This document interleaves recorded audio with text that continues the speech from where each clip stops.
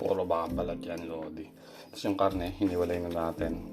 Bali, tinanggal na natin yung balat and a bit of meat. Ayan, mga spices natin. Cardamom, star anise, cumin, cloves, laurel, coriander, konti, pepper.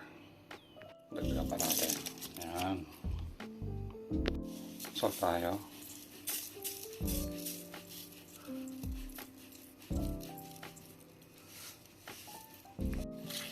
Then, water.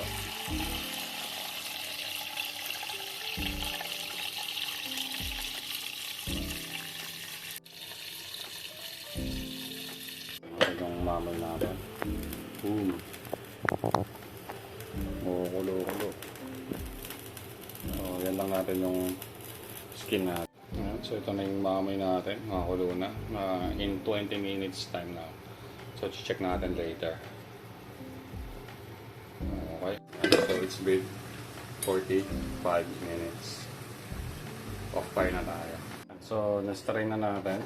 Ano? Wiggly. Dry na natin. Lalagay lang natin siya sa pag nito. Dito sa ano natin.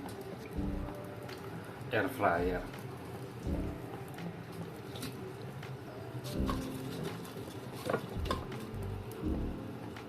Init.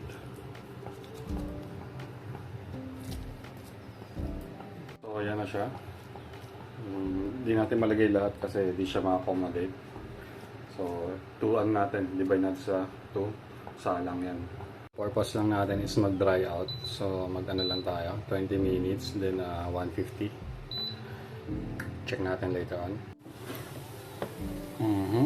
So, hindi pantay yung pagkakadry niya, no? Isa-isay na lang natin. Ayan. So, i-flat natin siya. So, balik. 180 natin. 10 minutes. Then, check later on. Mantika na gamit na yan. Lalagyan natin ng balat ng mamay.